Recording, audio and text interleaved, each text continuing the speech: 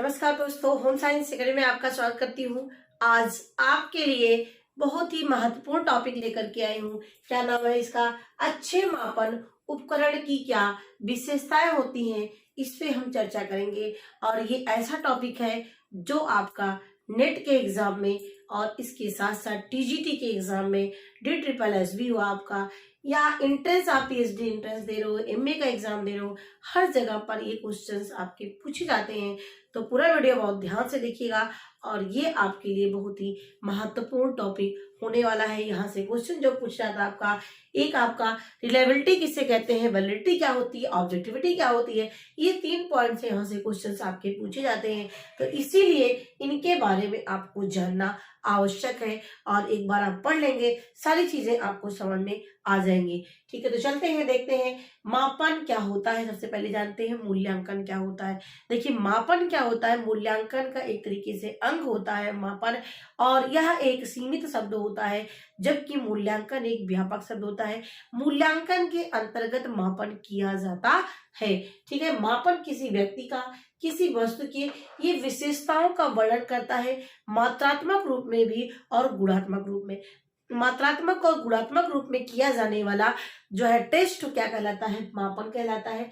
मूल्यांकन क्या होता है कि मूल्य का अंकन करना, यानी जो इससे हमें डाटा प्राप्त हुआ है, जो रिजल्ट मापन के द्वारा हमें प्राप्त हुआ है, गुणात्मक और मात्रात्मक रूप में उस रिजल्ट का क्या करते हैं, निर्धारण करते हैं कि उससे हमें जो देखते हैं कि हमें जो रिजल्ट प्राप्त हुआ है वो संतोषजनक है कि नहीं है, प्रभावी है कि नहीं है, इसको हम पता करते हैं मूल्यांकन के द्वारा। ये दोनों में अंतर आप याद कर लेना। ठीक है, अब यहाँ पर मापन जो होता है एक तरीके से सहायक होता है। मैंने भी जैसे बताया, ये गुणात्मक और मात्रात्मक दोनों तरीके से मापन करता है।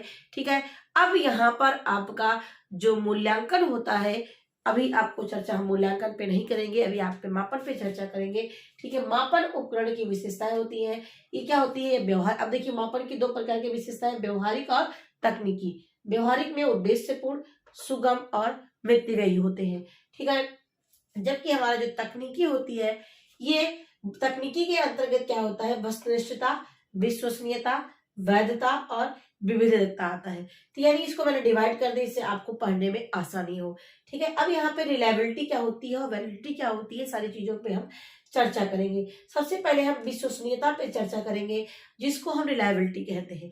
देखिए, यहाँ पे मैंने लिखा है परीक्षण से प्राप्त, देखिए क्या लिखा है, परीक्षण से प्राप्त प्राप्तांकों की विश्वसनीयता को बताने का काम करता है। याद रखना, परीक्षण से प्राप्त प्राप्तांकों की विश्वसनीयता को बताने का काम करता है। और देखिए, यहाँ पर सेम रिजल्ट प्राप्त होता है। देखिए, यहाँ पर क्या है, जैसे किसी बच्चे का हम टेस्ट ले रहे हैं। ठीक है, वो बच्चा टेस्ट दे रहा है, अगर एक बार उस परीक्षा को मैंने लिया, जैसे कोई कक्षा 6 के मान ली बच्चे का हम टेस्ट ले रहे हैं। ठीक है, और उस टेस्ट में एक पेपर कुछ ने दिया, उसका नंबर लगभग 60 नंबर आया। ठीक है, कितना आया? 60 नंबर आया। और फिर उसी परीक्षा को हम कुछ दिन के बाद लेते हैं, 1 हफ्ते के बाद लेते हैं, 2 दिन बाद के अंतराल पे लेते हैं, तो सेम अगर उससे मान लीजिए 58 दोबारा वही क्वेश्चंस का आंसर दिया, 58 पाया, 59 पाया, 61 पाया, 62 पाया, इतना अंतर पे पाया, यानी आपने जो परीक्षा दिया है वो क्या है, वो रिलायबल है, विश्वसनीय है, विश्वास करने लायक है, क्योंकि वो लगभग सेम क्वेश्चंस का आंसर सेम नंबर पा रहा है। यानी वो क्या है, वो रिलायबल है, विश्वसनीय है। परीक्षा जो दे रहा है वो सही से दे रहा है, दिमाग से अपने दे रहा है, सही से कर रहा है, कहीं नकल की कोई संभावना नहीं है। लेकिन यदि यह अंतर जो है 60 की जगह, एक बार उसने जो पेपर दिया 60 नंबर पाया, उसके बाद दोबारा पेपर दिया, वो 50 या 40 नंबर पाया, तिबारा पेपर लिया गया मान लीजिए, तो उसको 30 नंबर पे आ गया या 80 नंबर पे आ गया, तो देखिए कितना अंतर है, बहुत ज्यादा अंतर है। तो ये बहुत ज्यादा अंतर क्या कहलाता है, यानी आपका जो परीक्षा उस बच्चे का लिया है वो विश्वसनीय नहीं है। क्यों नहीं है? क्योंकि उस बच्चे ने हो सकता है कि वह नकल करके पास किया हो। ठीक है, इसलिए 80 नंबर आया है। हो सकता है जिसने जो 60 नंबर पाया था, ये भी उसने सही से नहीं दिया, वो भी नकल किया था, इसीलिए 60 नंबर पाया। अब की बार दोबारा पेपर लिए 40 नंबर पे आ गया। यानी उसने सही से परीक्षा विश्वसनीय तरीके से नहीं लिया गया है। ठीक है, तो ये चीजें होती हैं, ये रिलायबिलिटी को बताने का काम करती हैं कि जो परीक्षा लिया गया है जिसका वो सही है कि नहीं सही है, इसको पता करने के लिए हम विश्वसनीयता के उपकरण का प्रयोग करते हैं मापन के अंतर्गत। इसीलिए मैंने यहाँ पे लिखा है, यानी कंसिस्टेंसी होनी चाहिए, उसमें स्थिरता होनी चाहिए, उसमें परिवर्तनशील नहीं होना चाहिए। कंसिस्टेंसी का यहाँ पे मतलब होता है विश्वसनीय, स्थिरता होनी चाहिए, उसमें परिवर्तनशील, लचीलापन नहीं होना चाहिए। जहां लचीलापन होगा यानी वो रिलायबल नहीं है, विश्वसनीय नहीं। ऐसे मैंने आपको एग्जांपल देकर के यहाँ पर समझा दिया। इसी को हम रिलायबिलिटी कहते हैं।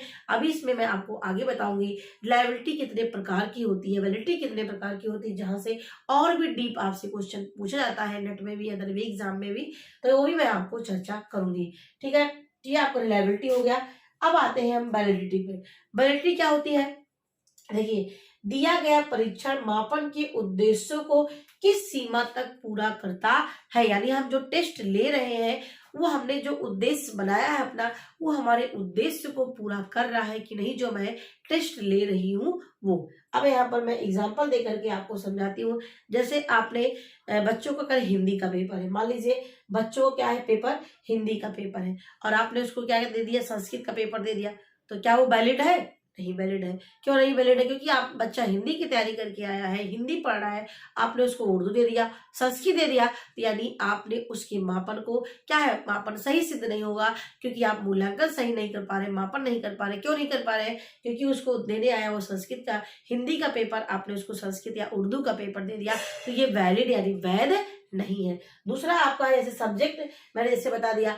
अब जैसे आपने क्वेश्चन पेपर बनाया है क्लास 5th के लिए, और उस क्लास 5th के बच्चे को आपने क्लास 8th के बच्चों का क्वेश्चन पेपर उठा के दे दिया, तो उसकी क्या होगा, उसके स्टैंडर्ड में अंतर होगा, उसके स्तर में अंतर होगा, तो बच्चा क्या होगा, उसको भी नहीं कर पाएगा। यानी आप जिस चीज का परीक्षण कर रहे हैं उस परीक्षण के लिए वो जो आपने मानक तैयार किया है उसके अनुसार आपके प्रश्न है कि नहीं है, उसके लेवल का है कि नहीं है, उसके विषय का है कि नहीं है, इन सब चीजों को हम जानते हैं। यदि उस पर हमारा सही उतरता है, जिस क्लास का है, जिस चीज का पेपर है, उस चीज का पेपर बच्चा दे रहा है, आराम से दे रहा है, यानी वो चीज क्या है, वो वैलिड है। तो वैलिड का मतलब हिंदी में हम कहते हैं वैधता। जिस चीज के परीक्षण किया जा रहा है, जिस उद्देश्य की प्राप्ति करने के लिए हम परीक्षण ले रहे हैं, वो हमारा सही से परीक्षण कर रहा है कि नहीं कर रहा है, उसको जानने के लिए हम वैधता का प्रयोग करते हैं।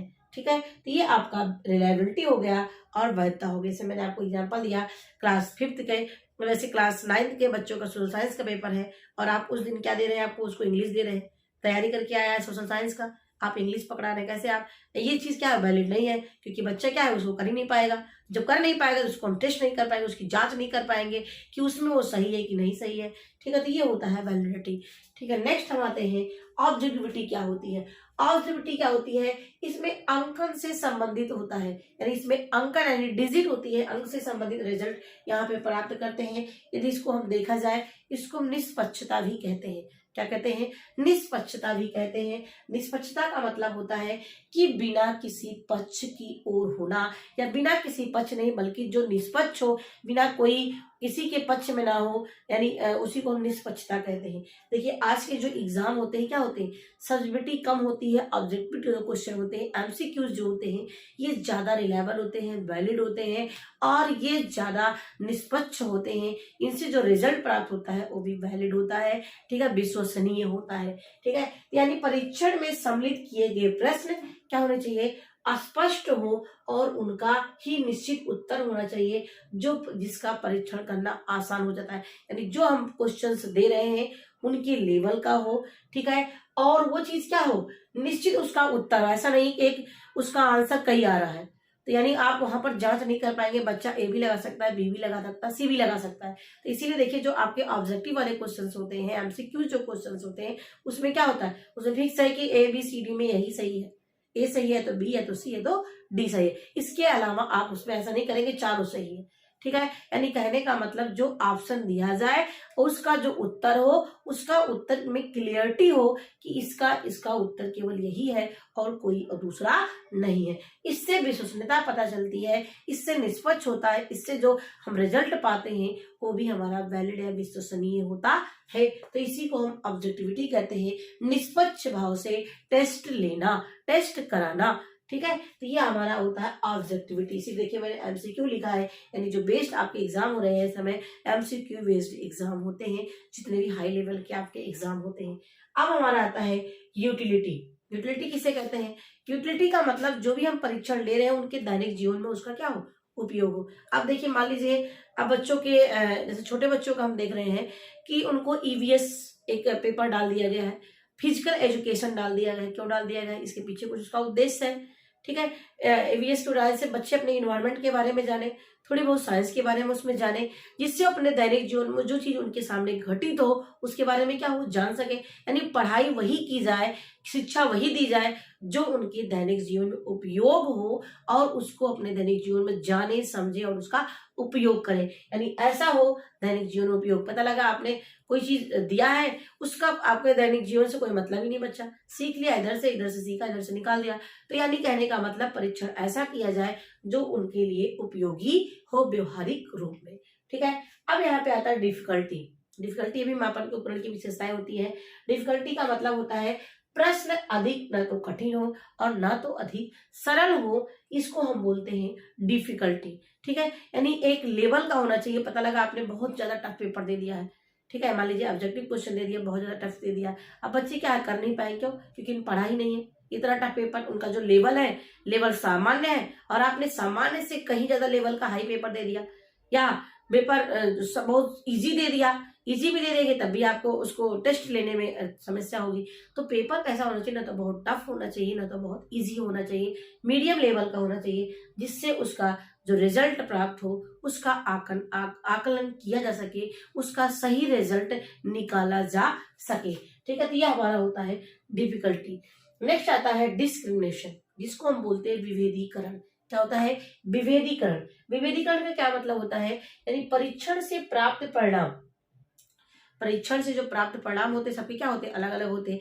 बच्चे का जैसा माइंड होता है उसी तरीके से क्या होता है, उस चीज का आंसर देता है।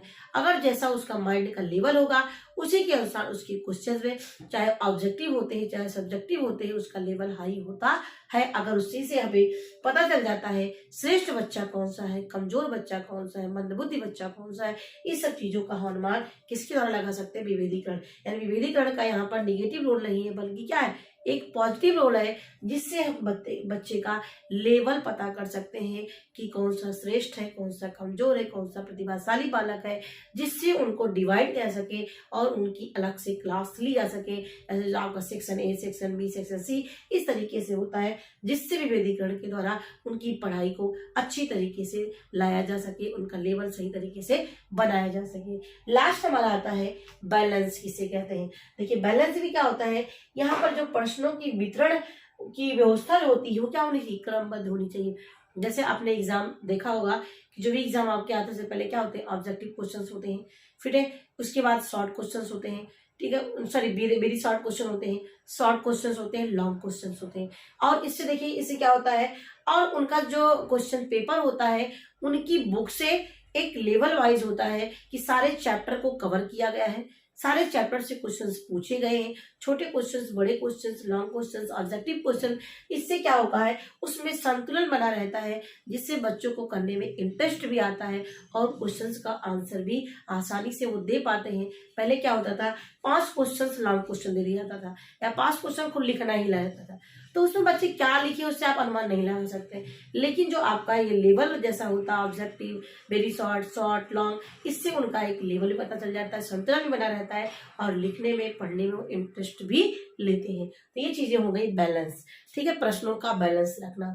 ठीक है, तो ये मैंने आपको बताया मापन उपकरण की क्या विशेषताएं हैं, reliability, validity, objectivity, utility, difficulty, discrimination और बैलेंस। जिसमें आपको ज्यादातर जो ध्यान देना है वो आपको रिलायबिलिटी पे ध्यान देना है, वैलिडिटी पे ध्यान देना है और ऑब्जेक्टिविटी पे ध्यान देना है।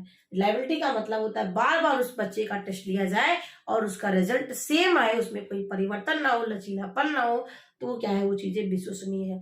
और वैलिडिटी का मतलब होता है उसको बार बार जिस जिस उद्देश्य के लिए वो टेस्ट लिया जा रहा है उसके उद्देश्य को पूरा करता हो, ना कि कक्षा 5 का टेस्ट ले रहे हैं, कक्षा 6 का क्वेश्चन पेपर दे रहे हैं, ले रहे हैं पेपर हिंदी का और दे रहे हैं उसको अंग्रेजी का, यानी ये वैलिड नहीं है। तो ये किसमें आता है, आपका वैलिडिटी में आता है।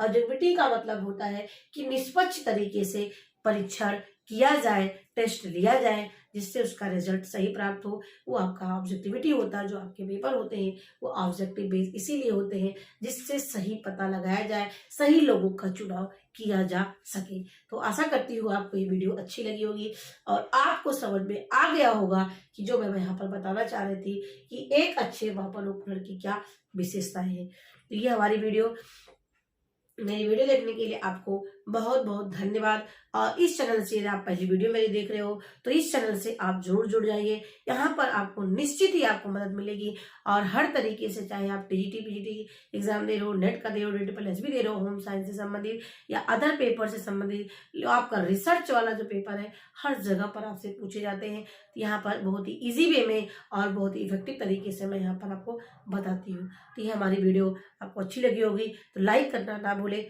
और शेयर कर लीजिए और सब्सक्राइब जरूर से जरूर कर लीजिए। धन्यवाद।